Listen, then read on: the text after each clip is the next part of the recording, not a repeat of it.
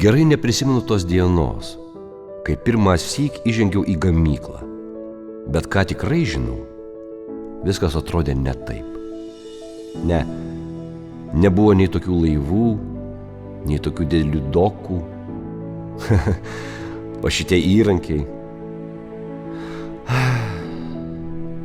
O visos gudrios technologijos, kas apie jas galėjo pasvajoti. Tikrai nepasakysiu, ar savo akimis mačiau, ar nuotrauką žiūrėjau, kaip 69-ųjų vasarą akvatorijoje pasirodė pirmasis plaukiantis dokas. Anas jau stovėjo prie krantinės, o mes purvinais batais braidėm po teritoriją. Tokie buvo laikai.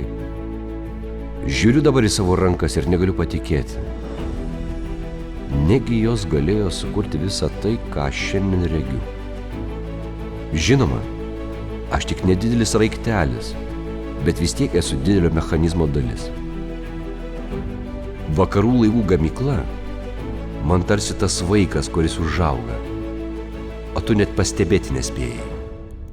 Žiūrėk, jis jau pats stovi ant kojų ir dairosi į platų pasaulį. Maža to, pasaulis jau žiūri į jį, kaip į patikimą, rimtą, subrendusi partnerį. Tiek metų tai buvo mano antrieji namai. Banalybė, bet kai pagalvoji, kiek valandų praleista, ima atrodyti, kad esu beveik nemirtingas. Aš atsimenu viską, ir pakilimus, ir nuosmukius, ir prakaitą, ir juoką, karštas vasaras ir iki kaulų prapučiantį šiaurės vakarų vėją žiemą. Atsimenu remontuotus žvejybinius tralerius ir burlaivius, gamyklą ir įkyrius kirus, valgyklos kvapą, uždaromų vartų garsą ir tylą, kai iš doko į vandenį leidžiamas laivas. Mūsų visų rankomis pastatytas, suremontuotas, pakeistas. Neskaičiavau, kiek jų buvo. Kiekvienas metalo pjūvis, suvirinta siūlė, blizgantis nušlifuotas lakštas, brėžinys. Visa tai mūsų gyvenimo žemėlapis.